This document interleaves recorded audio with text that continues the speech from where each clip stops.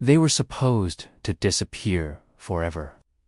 Their names, their stories, their murders scrubbed out of police files, buried in church basements, and swallowed by the snow of one Christmas Eve night that went horribly, violently wrong.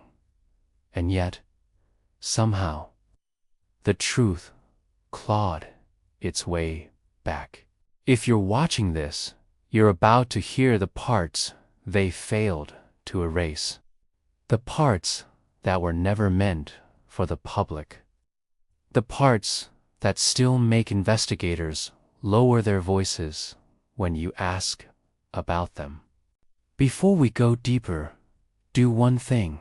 Hit subscribe now, because the further we go into this story, the more you'll understand why so many people try to keep it hidden.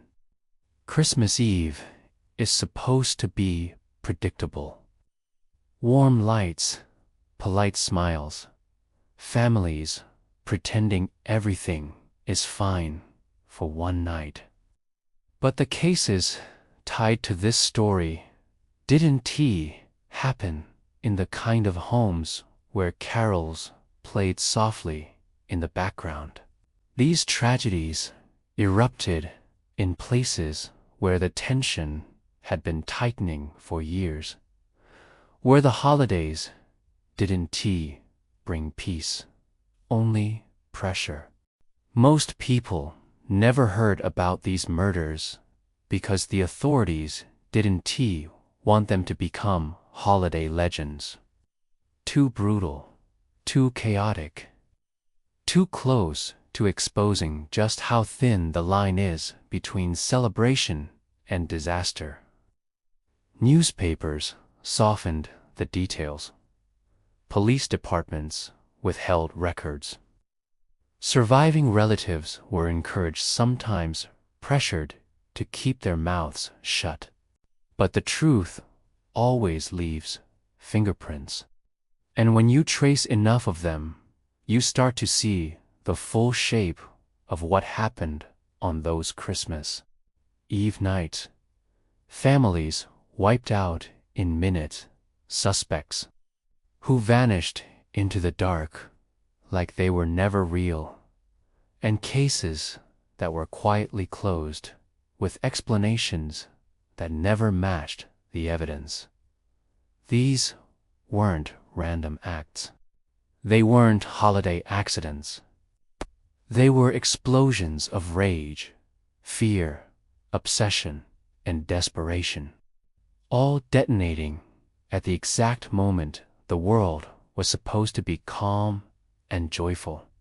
If you've ever wondered how a night built around tradition and comfort can flip instantly into something unrecognizable, something monstrous, then stay with me, because the cases tied to this story don't just challenge what you think you know about Christmas Eve. They destroy it. It starts with a case investigators still refuse to discuss without shifting in their chairs: the Holloway family Christmas Eve murders of 1961. Officially, it was labeled a domestic incident. Unofficially, every detective who walked into that living room described the same thing. Impossible silence. 3 bodies, no signs of struggle. Gifts still wrapped under the tree, and a plate of untouched sugar cookies in the kitchen. The father, Thomas Holloway, was found seated upright on the couch, eyes wide open, staring at the blank television. His wife and daughter were in the hallway, frozen mid-movement, as if something stopped their bodies faster than their brains could react. No forced entry, no footprints, no defensive wounds. The police claimed the father briefly lost control and murdered his family before killing himself. But ballistic reports never matched. The angles were wrong, the distances were wrong, and the fingerprints lifted from the weapon. They were partial and they didn't match anyone in the house. By January, the entire case was sealed. By February, the house was bulldozed. By March, no one in the department was allowed to speak about it again. The surviving relatives still insist Thomas wasn't capable of violence. They say they were told very firmly to stop digging into things that only bring pain, and maybe that's true. Or maybe Christmas Eve exposed something darker than grief. The second case hit harder because this time the killer didn't vanish. The Ramirez Apartment Massacre, 1974. A mother and her 3 sons found dead hours before Christmas morning. But unlike the Holloway case, the scene was drenched in chaos. Broken plates, furniture overturned, blood on the walls. Neighbors heard screams, but assumed it was a family argument, holiday stress, nothing more. When police arrested the eldest son, Mateo, wandering the street barefoot and shaking, they claimed he confessed instantly. But the autopsy later revealed something strange. His hands had no marks, no bruises, no injuries consistent with someone who allegedly fought 3 people to the death. The most chilling detail. A neighboring old woman claimed she saw a figure leave the apartment minutes before the police arrived. Tall, wearing a long coat, walking calmly into the snow. She remembered the figure because of one thing: the way the snow didn't crunch under their feet. Investigators dismissed her as confused, but her description matched reports from 5 other Christmas Eve murder scenes across 2 states. 5 different cities, 5 families, 5 unexplained footprints, or lack of them. Coincidence? Or something or someone moving through these disasters like a ghost with a schedule. The third case is the one that kept the FBI awake. The Brooks family disappearance, 1987. Not a murder scene, not a trace of violence. Just a house left behind in impossible condition. The fire was small contained to the living room. Not enough to destroy the home, but enough to distort shapes and create shadows on the walls. When firefighters entered, they found stockings hung neatly, a table set for dinner, and a single cassette tape still warm in the player. Police played the tape. Silence for the first 48 seconds. Then a voicemail whispering, "We're not staying for Christmas. We're being taken." Another voice, a woman this time, "Don't open the door." No neighbors heard anything.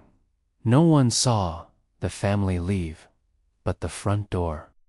It wasn't broken. It wasn't forced. It was unlocked, and ice had formed on the inside of the frame, as if something cold had passed through it. When the FBI reviewed the tape, They classified it instantly. To this day, the Brooks disappearance has no official explanation. Unofficially, one agent said the same line that later appeared in 3 internal memos. "We believe a third party was present. People love to tell themselves that Christmas Eve is safe because it's familiar, it's structured. There's ritual, tradition, expectation. But every one of these cases points in the opposite direction. Something about the holiday, about the pressure, the quiet, the cold, the isolation creates a perfect storm for secrets to surface and violence to ignite. And the disturbing part, these aren't the only cases. They're just the ones that slipped through the cracks before someone tried to bury them. The pattern appears again in New York, 1993, in Minnesota, 2002, in rural Ohio, 2010, in Nevada, 2016, reports wiped, files sealed, families discouraged from speaking, and always, always the same thing. Christmas Eve, a sudden disappearance or explosion of violence, a figure seen leaving no footprints at all, and a story that someone tries very hard to erase. What happened on those Christmas Eve nights wasn't random. It wasn't coincidence. It wasn't holiday stress or tragic misfortune. There's a reason these cases were buried, and it's not because they were solved, it's because they weren't.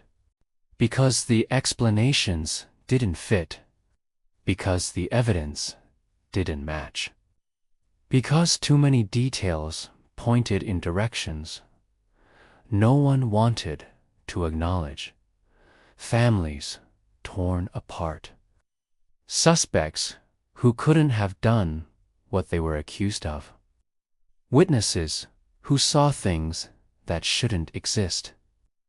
And a trail of sealed files that stretches across decades. Maybe it was a person. Maybe it was several. Maybe it was something that only moves when the world is quiet enough to not notice. Whatever the truth is, one thing is certain. Every Christmas Eve holds its own shadows. Some homes glow with warmth. Others hide the kind of silence that never leaves. If you want to hear more stories like this, the ones that weren't supposed to survive, the ones buried under snow, fear, and years of silence, hit that subscribe button now. Because the deeper we go, the closer we get to the cases that were never meant to resurface. And once you hear them, there's no going back.